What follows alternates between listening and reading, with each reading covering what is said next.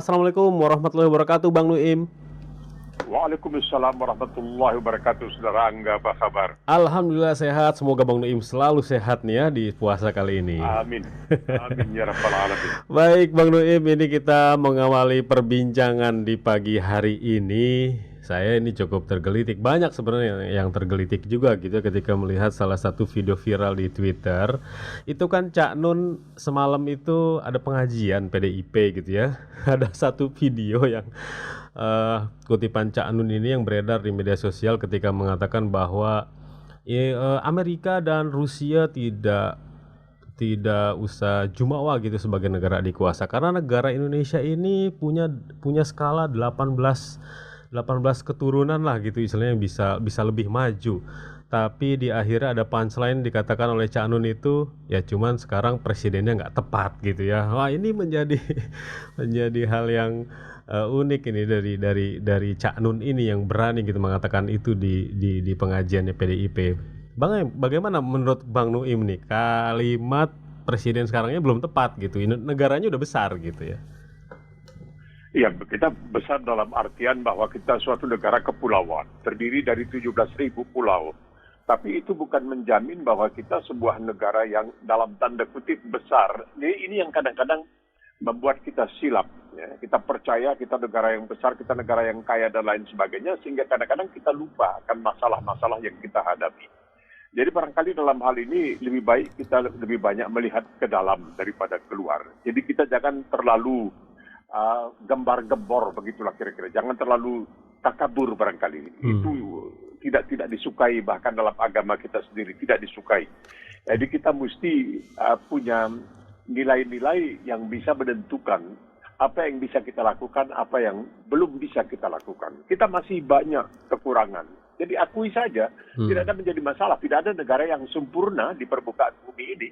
Selalu dikatakan Selandia Baru, Irlandia itu yang lebih sistemnya lebih Islami dan lain sebagainya. Tapi juga mereka tidak mencapai kesempurnaan. Ini yang kadang-kadang kita itu tersilap sehingga rakyat kita percaya bahwa kita negara besar. Iya, kita negara besar dalam jumlah penduduk kita keempat ya, boleh dikatakan. Kemudian di dalam wilayah kita punya 17.000 pulau. Tapi sudahkah kita mampu mengelola semua pulau tersebut? Sudahkah kita mampu betul-betul bisa menekan turun kemiskinan? Ini angka kemiskinan ini yang penting. Ini yang paling penting. Kesejahteraan itu bukan hanya milik segelintir orang di sebuah negara, tapi harus merata. Harus merata. Dan ini yang menjadi masalah. Kita lihatlah negara seperti India dengan jumlah penduduk kedua terbesar di dunia. Tapi kalau Bung Angga belum pernah ke India barangkali dan belum pernah melihat kemiskinan di India, saya itu sudah pernah merantau, sudah pernah tinggal di India. Dan saya melihat kemiskinan di India itu tidak masuk akal. Walaupun itu negara yang punya sejarah, punya budaya yang menyebar sampai ke Indonesia. Jangan dipungkiri bahwa budaya kita juga dipengaruhi oleh budaya India. Tetapi kalau melihat India sekarang ini, ya betul mereka sedang maju pesat. Tetapi tidak berarti seluruh rakyatnya sudah bisa dikatakan sejahtera. Jadi ketika kita mengatakan kita negara yang besar dan lain sebagainya, kita masih punya masalah. Masalahnya kita masih punya misalnya gangguan keamanan di Papua sana yang belum bisa kita selesaikan. Meski kita punya angkatan bersenjata yang ke-16 terbaik di dunia misalnya, tapi kita masih mengalami kesulitan. Prajurit kita masih gugur ya dalam melaksanakan tugas mereka di Papua. Dan kita tidak mau menyebutkan mereka sebagai teroris, kita menyebutkan mereka hanya sebagai penjahat. Jadi masih banyak kekurangan. Apakah itu dikarenakan oleh presidennya? Ya presidennya katanya dipilih oleh mayoritas rakyat. Jadi siapa yang bersalah di sini? Kenapa pilih yang tidak mampu? Misalnya kalau memang dikatakan presidennya tidak mampu, siapa yang memilih? Karena presidennya dipilih oleh sebagian rakyat. Makanya dikatakan dalam Islam itu pemimpin itu merupakan cermin kamu. Pemimpin itu adalah cermin kamu. Jadi kalau kamu melihat pemimpin itu, ya ini yang kita tidak bisa hanya melemparkan kesalahan ke kiri dan ke kanan. Kita harus juga barangkali bercermin diri untuk melihat kita barangkali yang telah salah pilih mungkin. Ada yang suka, ada yang tidak suka. Belum lagi di etalase pemerintahan nih ya yang rakyat lihat sekarang. Itu sepertinya presiden dengan para menterinya memang selalu ada dinamika. Kalau kita lihat sebenarnya kan di seluruh dunia biasanya pemerintah yang dalam tanda petik tidak becus gitu ya atau bermasalah itu kan melakukan reshuffle kabinet, memperbaiki kinerja. Tapi kayaknya presiden kita ini seperti tidak punya nyali gitu dengan menteri-menteri yang sebenarnya sudah kelihatan bermasalahnya gitu. Bagaimana menurut Bang Noim? Nah, itu kan tidak bisa dipertanggungjawabkan kalau memang itu benar. Tapi kan dia yang mengangkat, dia yang bisa memberhentikan. Kecuali kalau memang ada misalnya paksaan dari luar, tidak mungkin kan. Karena presiden itu bukan saja presiden, dia kepala negara dan panglima tertinggi. Maka dia berhak, istilahnya itu dia punya prerogatif. Nggak usah disebut hak prerogatif, karena prerogatif itu sudah berarti hak istimewa. Jadi nggak usah bilang hak prerogatif. Presiden itu punya prerogatif. Nah, masalahnya barangkali kalau saya lihat ya ketika membandingkan dengan beberapa negara lain, mungkin pengawasan, checks and balances ini, karena nampaknya parlemen kita lebih sering setuju dengan presiden daripada mencoba untuk melakukan pengawasan terhadap presiden. Oleh sebab itu, apabila tidak ada pengawasan, ini berbahaya. Sehingga presiden tidak tahu bahwa dia salah atau dia keliru atau dia membuat ketidaktepatan sesuatu, dia tidak tahu karena setiap yang dia lakukan, misalnya kita tahu ketika dilakukan pembicaraan di parlemen tentang melakukan amandemen terhadap undang-undang KPK dan lain sebagainya yang tidak masuk di dalam prolegnas yang seharusnya tidak boleh.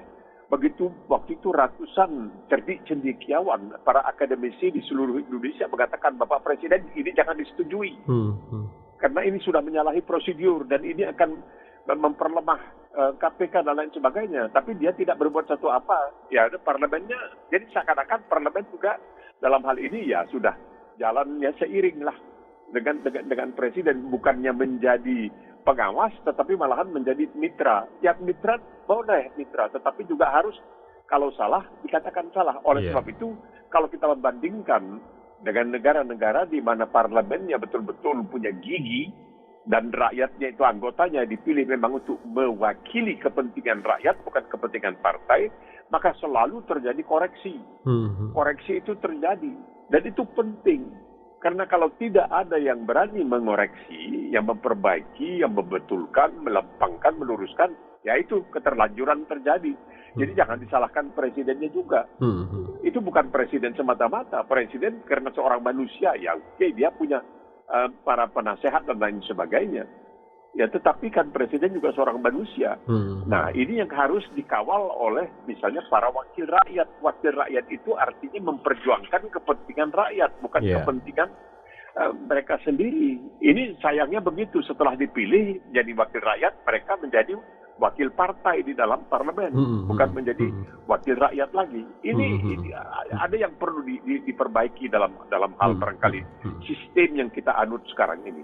Karena sistem kita ini mirip dengan sistem yang berlaku di Prancis, mirip dengan sistem yang berlaku di Sri Lanka, di mana presiden itu tidak harus punya mayoritas di dalam parlemen. Pokoknya dia dipilih secara terpisah. Nah, itu yang barangkali perlu ditinjau kembali. Karena saya pernah berbicara dengan seorang yang pernah ikut ya di dalam amandemen Undang-Undang Dasar 45 waktu itu mengenai tentang sistem pemerintahan di Indonesia. Saya katakan, kenapa tidak kita meniru sistem Korea Selatan, di mana presidennya itu juga langsung ada kakinya di parlemen, jadi ada partainya di parlemen. Dia mengatakan memang itu yang kita inginkan, tapi kita kalah suara dan lain sebagainya. Jadi sistem kita itu sistem seperti Sri Lanka dan sistem seperti Prancis. Tapi sepertinya sekarang setali tiga uang gitu ya pemerintah dan juga parlemennya. Mungkin ini yang menjadi salah satu alasan mahasiswa nih turun gitu. Yang diingetin tuh harus dua-duanya nih presidennya sama parlemennya. Nih sekarang pemerintah 11 April ini ada agenda besar. Iya, itu kan saya teringat ya ada suatu riwayat yang mengatakan dalam suatu majelis Rasulullah SAW itu sedang Umar ibn Khattab kalau tidak salah saya. Jadi pasca pasca Rasulullah SAW. Jadi Umar bin Khattab itu mereka duduk dalam majelis.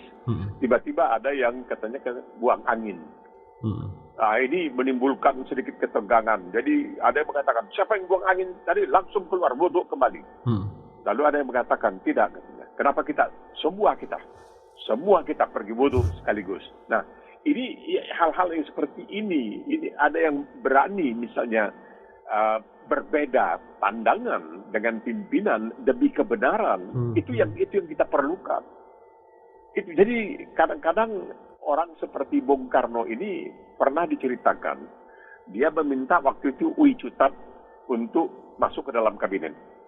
Dia panggil Ui Cutat dan dia mengatakan, Menir, mereka waktu itu bahasa Belanda, saya minta Menir masuk dalam kabinet. Lah untuk apa, kata Ui Cutat? Wah, katanya, sebab di kabinet itu nggak ada yang berani membantah saya.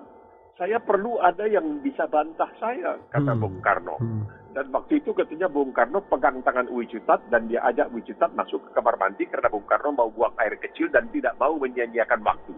Dia bilang sambil buang air kecil juga kita bisa bicara terus. Akhirnya singkat cerita Ui Cutat masuk dalam kabinet. Tapi ketika Bung Karno mengusulkan sesuatu, Ui Cutat langsung membantah, mengatakan itu tidak benar dan itu tidak baik dan itu. Bung Karno marahnya luar biasa.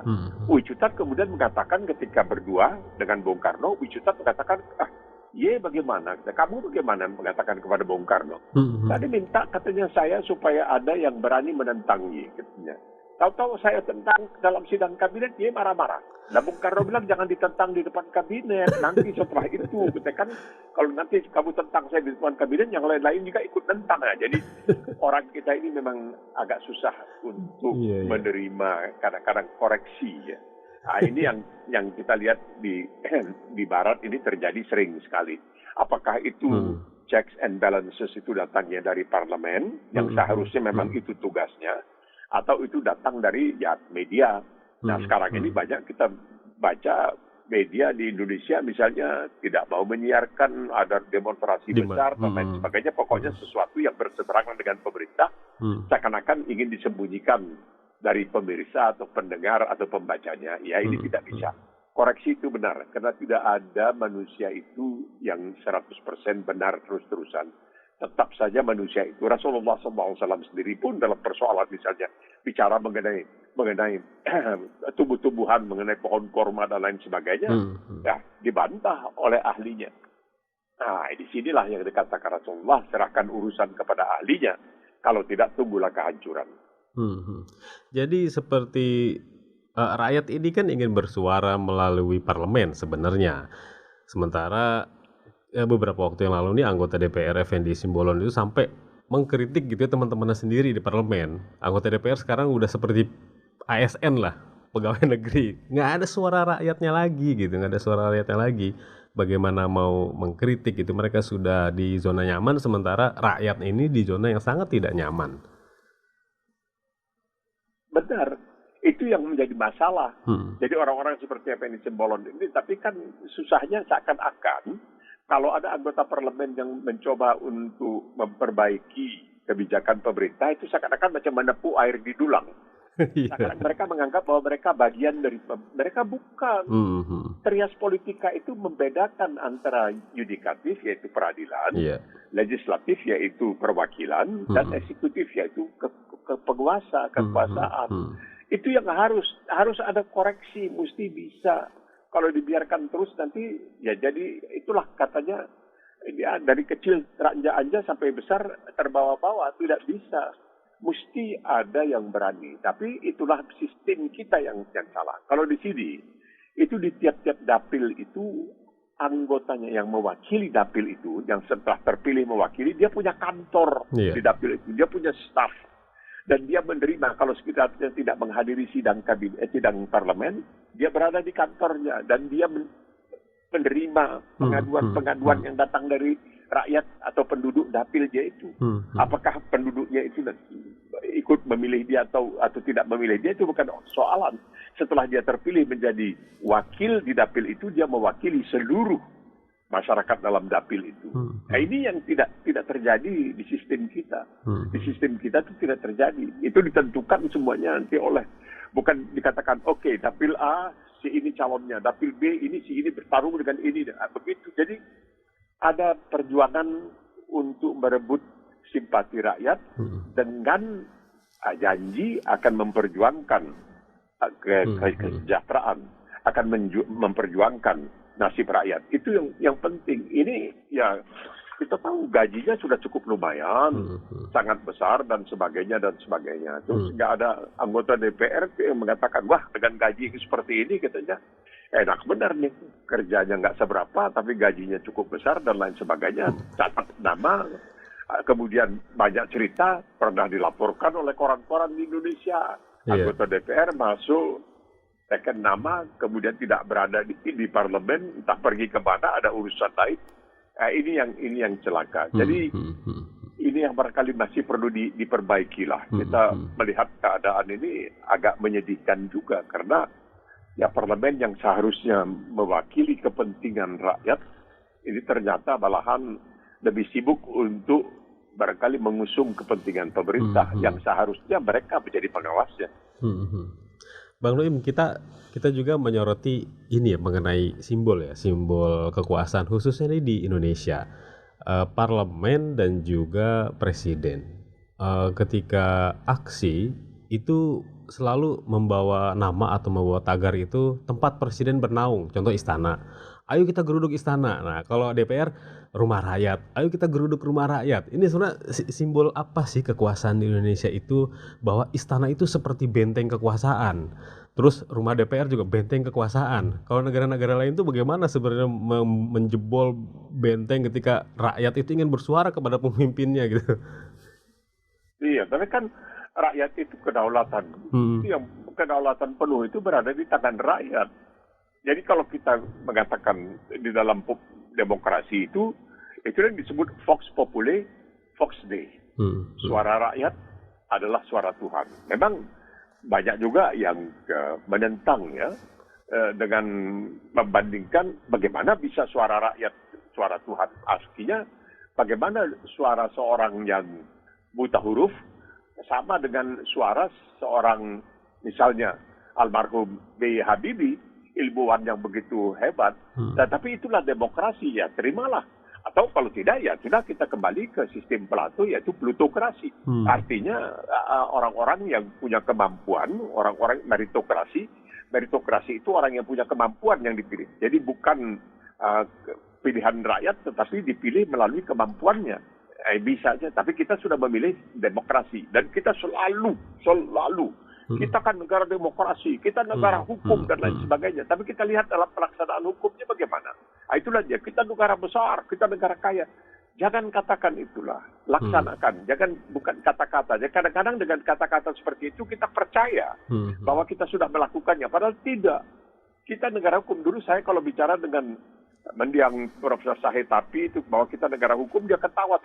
Kita negara hukuman, bukan negara hukuman. Ya, begitu dia mengatakan. Ya kita lihatlah bagaimana seorang nanti dibawa ke seorang itu ditangkap karena dituduh melakukan suatu dalam tanda kutip ya kejahatan pidana, tapi orang lain yang melakukan lebih dari itu dibiarkan gentayangan dan sehingga ada ketidakadilan dalam persoalan ini. Jadi ini yang tidak bisa, ini yang tidak bisa kita terima sama sekali. Kalau kita betul negara hukum, maka kita harus menegakkan hukum. Jadi Al-Quran mengatakan jangan sampai kebencian kamu terhadap seseorang membuat kamu menyeleweng dari hukum atau menghindari hukum atau ya salah jalan. Tidak boleh. Kebencian itu tidak boleh menghilangkan keadilan. Jadi kalau di dalam amandemen di Amerika Serikat itu ada yang namanya amandemen kelima. Amandemen kelima dalam Undang-Undang Dasar Amerika itu mengatakan seseorang terdakwa misalnya tidak boleh memberati dirinya sendiri. Jadi dia tidak diharuskan, tidak diwajibkan untuk memberikan keterangan di depan pengadilan ketika kasusnya disidangkan. Itu namanya the Fifth Amendment, amandemen kelima. Nah Islam mengatakan tidak. Bahkan terhadap walau ala anfusikum, dalam memberikan kesaksian terhadap diri kamu sendiri, terhadap kedua orang tua kamu, padahal surga itu di bawah telapak kaki ibu kamu. Tapi dalam memberikan kesaksian, kamu harus bisa adil. Nah, itu yang kadang-kadang kita melupakan semua itu. Tapi kita bangga, kita negara hukum, kita negara demokrasi. Apa benar? Kalau negara demokrasi, bagaimana orang-orang yang telah nyata-nyata menimbulkan kebencian misalnya terhadap Islam, misalnya mengatakan adik-adik di pesantren jangan nanti jadi teroris ya. Ini kan hal-hal yang tidak perlu diucapkan, tapi yang mengucapkan itu seakan-akan punya kekebalan hukum. Aman-aman saja. Dan dia bukan sendiri. Ada orang nanti yang ya barangkali ucapannya tidak sampai separah itu, tapi langsung diciduk, langsung dijadikan tersangka. Bagaimana bisa misalnya dalam peristiwa kilometer 50 dibebaskan. Bagaimana mungkin itu terjadi di sebuah negara dalam tanda kutip hukum? Dan tidak bisa. Nyawa seseorang itu tingginya luar biasa. Apakah itu nyawa muslim atau non-muslim itu tidak menjadi persoalan. Man qatala nafsan bighairi nafsin. Barang siapa menghilangkan nyawa tanpa pembenaran, seakan-akan dia menghilangkan nyawa seluruh kemanusiaan. Ini 6 orang. Mana ujung pangkalnya mana? Nggak ada. Jadi itulah, tapi kita selalu, kita negara hukum. Ya hukumnya bagaimana? Kita negara demokrasi, tapi demokrasinya bagaimana? Inilah yang zaman Soeharto dikatakan, kita tuh negara demokrasi Pancasila dan lain sebagainya. Tapi Sri Bintang Pamungkas sempat juga ditangkap karena dia tidak sesuai. Jadi demokrasi itu seharusnya, saya tidak setuju dengan apa yang saudara katakan, tapi saya bersedia mengorbankan jiwa raga saya, membela, mempertahankan hak saudara untuk mengatakannya. Itu dia demokrasi. Itu dia demokrasi. Tadi disinggung sedikit Bang Noem, kita beralih ke topik lain ya, mengenai bagaimana orang yang benci Islam atau juga Islamofobia yang selalu melakukan serangan-serangan terhadap Islam seperti pancingan-pancingan sebenarnya kepada umat. Mengikuti kasus mengenai pendeta Saifuddin ya, sepertinya terus gitu ya memancing umat gitu ya. Lalu juga seperti ada drama pencarian Saifuddin ini, tapi dia di medsos kok bebas sekali gitu Bang Noem. Itu dia. Dan dia kan mengakunya sebagai seorang ulama yang kemudian murtad. Dia murtad dan dia kemudian menjelek-jelekkan Islam. Nah ini bedanya kan. Islam itu agama gentleman, agama ksatria. Kita tidak boleh menjelek-jelekkan sesembahan orang lain. Dan dia tahu betul itu. Dia tahu betul itu. Nah kalau mau ya diadakan semacam diskusi lah, kalau tidak pun mau dikatakan perdebatannya. Ini mengadakan diskusi. Zaman dahulu itu sering terjadi. Bahkan di zaman sebelum kemerdekaan Republik Indonesia itu diskusi misalnya, oke, kita perdebatkan antara hisab dengan ru'yah dan sebagainya. Tidak apa-apa dibuka. Ini mari kita diskusikan. Nah, tidak mau kita mendiskusikan antara satu agama dengan agama lain karena ya takut nanti katanya bisa menimbulkan ketegangan, kebencian dan lain sebagainya. Tetapi ketika ada yang tanpa diskusi lalu menjelek-jelekkan, apalagi karena dia mantan dalam tanda kutip ulama, jadi apa yang dia katakan negatif tentang Islam itu ya orang akan percaya. Itu lihat. Ya, saya kebetulan ini membaca ya buku-buku misalnya oleh ahli bedah Perancis, Maurice Bucaille, yang menulis tentang Bible, Quran dan ilmu pengetahuan. Kemudian setelah dia meneliti Al-Quran, dia sangat terkesan dan menjadi Muslim dan lain sebagainya. Kemudian dituduh macam-macam lah di barat bahwa dia itu apologetik, katanya orang-orang yang membela Islam tapi bukan dengan sikap yang sesungguhnya, dengan sikap atau kepercayaan yang sesungguhnya. Tapi itu bisa dijadikan, bisa dikemukakan. Cuman ya kita terhalangnya begitu. Tidak bisa dan tidak perlu untuk kita menjelek-jelekkan agama orang lain. Tapi kalau mau diadakan pembahasan, mari kita lakukan pembahasan.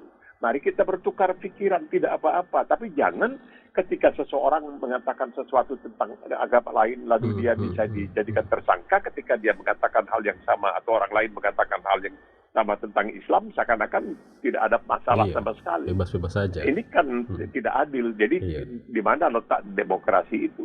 Jadi harusnya, saya tidak setuju dengan apa yang saudara katakan, tapi saya bersedia mengorbankan jiwa raga untuk membela dan mempertahankan hak saudara untuk mengatakannya. Iya. Bang Naim, sebagai penutup ini ya, sebagai penutup di Ramadan kali ini, apa sebenarnya harus direnungkan oleh umat Islam Indonesia ketika dengan segala masalahnya kita masih bisa melaksanakan ibadah di bulan Ramadan ini dengan khusyuk gitu ya, dengan tenang. Sementara di negara-negara lain masih ada yang Muslim itu karena perang dia masih was-was, karena terintimidasi Ramadannya pun masih ngumpet-ngumpet. Bagaimana Bang Naim merenungkan untuk kita? Iya. Kan selalu dikatakan, misalnya dalam buku Islamic Exceptionalism, itu bagus sekali bukunya itu oleh Shadi Hamid. Ya, Shadi Hamid ini orang yang asal Mesir, tapi kemudian dia menjadi peneliti di Brookings Institute di Amerika. Dia menulis buku tentang kelainan dalam tanda kutip, ya, lainnya, uniknya Islam. Karena kalau kita tidak percaya bahwa Islam itu unik, kita nggak perlu lagi tulis katanya buku seperti yang dia tulis itu. Nah, di situ dia berani mengatakan bahwa Islam itu adalah agama rasional dengan mengutip ya pandangan-pandangan sejumlah ahli. Islam itu agama rasional. Dan rasionalitas Islam itu kita lihat terutama di dalam puasa. Kamu diwajibkan berpuasa, tapi apabila di antara kamu membangkadan minkum maridan aw ala safarin, ketika kamu dalam perjalanan atau sakit, jadi dalam keadaan darurat istilahnya, ya kamu diperbolehkan untuk tidak berpuasa dan menggantinya pada hari lain. Jadi dalam keadaan seperti di Ukraina misalnya, itu kan di sana banyak juga umat Islam. Ada ceritanya 160 masjid di Ukraina itu terdapat 160 masjid ya. Jadi kalau memang tidak bisa ya tidak harus puasa pada bulan puasa karena ada alasan-alasan yang bisa diterima dan nanti diganti. Jadi itu Islam itu rasionalitasnya di situ. Dia tetap menganggap ada manusia itu, ada manusia dan manusia itu memang dhaif. Manusia itu memang punya keterbatasan. Tidak ada seorang manusia yang laksana dewa, yang tidak. Bahkan Rasulullah selalu mengatakan dirinya hanya sebagai manusia biasa dan sebagainya. Jadi kalau ada seorang pemimpin yang mengaku dirinya sebagai dewa dan lain sebagainya, itu bohong ya. Yeah. Itu pemimpin yang culas dan lain sebagainya. Jadi dalam keadaan seperti sekarang ini, kita sebagai seorang muslim, saya teringat ada ulama yang pernah mengatakan kita harus menyadari keterbatasan kita. Oleh sebab itu, dalam kita berdoa kepada Allah Subhanahu wa taala, kita mengatakan, ya Allah, ya Allah, ya Allah, mungkinkanlah aku melaksanakan segala suruhan-Mu sedapat-dapatnya dan menjauhi segala larangan-Mu sedapat-dapatnya. Nah, itu kita sekaligus mengatakan kepada Allah SWT, aku ini dhaif, aku mengerti, aku punya keterbatasan, aku bisa membuat kesilapan. Oleh sebab itu mungkinkanlah aku melakukan segala suruhan-Mu sedapat-dapatnya dan menjauhi segala larangan-Mu sedapat-dapatnya. Insyaallah doa ini diterima oleh Allah Subhanahu wa taala. Amin ya rabbal alamin. Terima kasih Bang Naim atas dialognya di pagi hari ini. Semoga Bang Naim selalu sehat ya. Insyaallah kita jumpa lagi ya pekan depan. Mudah-mudahan mohon doanya. Amin. Assalamualaikum. Waalaikumsalam warahmatullahi taala wabarakatuh.